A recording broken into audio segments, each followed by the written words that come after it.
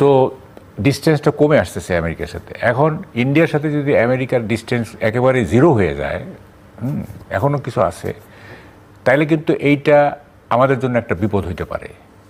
এটা কিন্তু একটা একটা একটা আমি বলবো আর কি। 2 নম্বর হলো, দেখেন,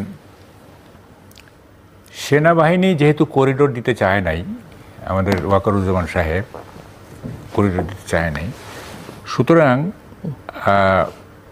এরকম কি কোনো ব্যাপার ঘটতেছে যে সেনাবাহিনীকে আপনার ডিফেম করা বা সেনাবাহিনীকে তার ইমেজকে এরকম চলতেছে কিনা আমি জানি না, I am not sure about it. যদি তাই হয় যে সেনাবাহিনীকে ডিফেম করে বা সেনাবাহিনীর শক্তি খর্ব করা বা এটা ইত্যাদি, তাইলে কিন্তু বড় ধরনের বিপদ হবে। কারণ পিস কিপিংয়ের একটা ব্যাপার আছে, হ্যাঁ, তারপরে supreme court and the army. তো সেইটা আমাদের একটু দেখতে হবে যে মানে এই জিনিসগুলোকে আমাদের কনসার্ন থাকতে হবে, এটা মানে সচেতন থাকতে হবে।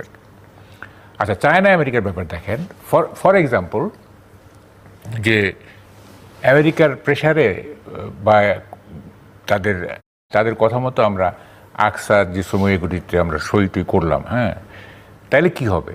আমাদের যে আর্মস, এইটার তো মেইন প্রকিউরমেন্ট হয় চায়না থেকে, কিন্তু এই চুক্তিগুলি করা হলে কিন্তু আর্মস প্রকিউরমেন্টের কতগুলি বাধ্যবাধকতা থাকবে, কোথা থেকে কিনতে হবে না হবে, তাহলে এখানে একটা কনফ্লিক্ট দেখা দিবে আর কি।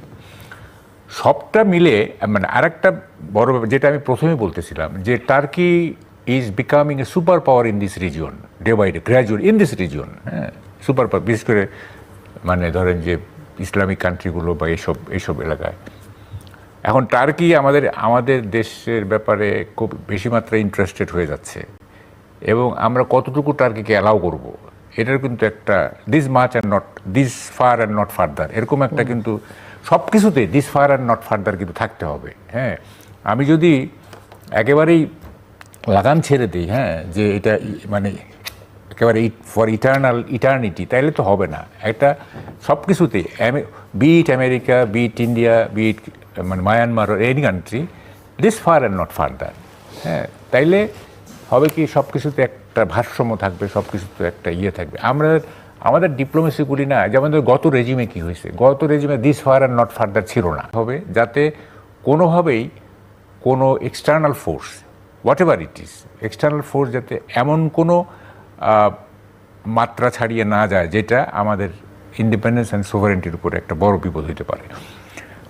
তো এবং এই বিষয়গুলো ইন্ডিয়ার মানে অ্যালাইড পার্টি হচ্ছে আওয়ামী লীগ, এটা তো আর ব্যাখ্যা করার কিছু নাই, তাই না? তো ফলে এটা আমি ওইদিকে যাইতে চাই না। এগুলি এত অ্যাকসেপ্টেড হয়ে গেছে, সোশ্যালি পলিটিক্যালি এত অ্যাকসেপ্টেড হয়ে গেছে এই জিনিসগুলো, মানে ইন্ডিয়ার সাথে আওয়ামী লীগের সম্পর্ক, এটা আর ব্যাখ্যা করার দরকার পড়ে না। তো এখন বলতে ইন্ডিয়ার কনসার্ন হচ্ছে যে এখানে পার্টিসিপেট ইলেকশন, এখানে ইনক্লুসিভ, এখন যদি ইনক্লুসিভ নির্বাচন মানে যদি সেই ধরনের প্রক্রিয়া আমরা চালু না করি, তাহলে ইন্ডিয়া ইরিটেট করবে নানা হবে। ওদের তো অনেকগুলো কার্ড আছে, তাই না? অনেকগুলো কার্ড, ইরিটেট করার অনেকগুলো কার্ড আছে তাদের, তাই না? সেগুলো করতে থাকবে। তারপরে ধরেন যে আমাদের ডোমেস্টিক এরিয়া অ্যাকচুয়ালি ফেব্রুয়ারিতে ইলেকশন হবে কি না, এটা তো ইট ইজ ডাউটফুল। কেন ডাউটফুল আপনার কাছে মনে হচ্ছে? আমাদের ফিউচারটি যে গ্রে এরিয়া, এটা কোনো দ্যার ইজ নাথিং গ্রিনিশ, হ্যাঁ, এই গ্রে এরিয়া কী হবে না হবে ইউ নেভার নো, তাই না?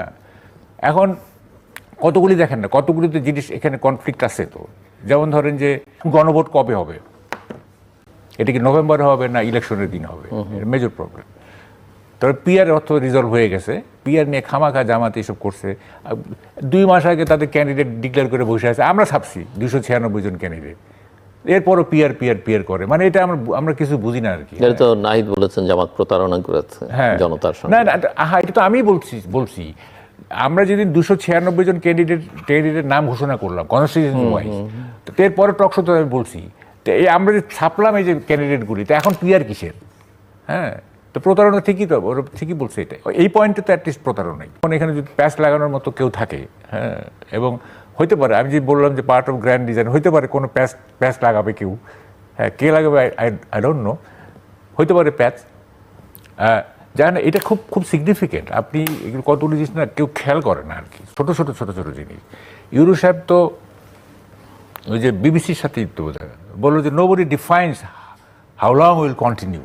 আবে এটা কিন্তু খুবই একটা মানে কি সিগনিফিকেন্ট সেন্টেন্স।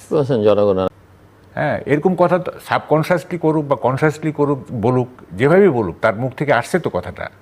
এবং যদি সাবকনশাস মাইন্ড থেকে হয়, সাবকনশাস মাইন্ড ইজ অলসো মানে এটা থট প্রসেসের মধ্যে আছে এটা। হ্যাঁ, তো ফলে মানে আমার কাছে জিনিসগুলি খুব জটিল মনে হইতেছে যত। আর দেখেন একটা কি বলবো, আপনি ফেব্রুয়ারিতে নির্বাচন করবেন না, আপনার বারবার তো বলার দরকার নাই, ডেট ইজ ফিক্সড, যে কি রমজানের আগে, তাই তো, এভরিথিং ইজ মানে ফিক্সড। তারপরে বারবার ফেব্রুয়ারিতে হইতে হবেই, ইতিহাসের শ্রেষ্ঠ নির্বাচন হবে, কি কি সব মানে এমন কেউ পেছাতে পারবে না। এগুলি তো বলার দরকার নেই, যত বেশি এগুলি বলা হবে তত বেশি তো আমি সন্দেহ করবো। কন্টেন্টগুলো ছাড়া হয়েছে, আমি ভালো করে দেখেছি। আমার এটার উপরে লেখা আছে যে ন্যাশনাল সিকিউরিটি কাউন্সিল একটা করা প্রয়োজন। 1991 সালে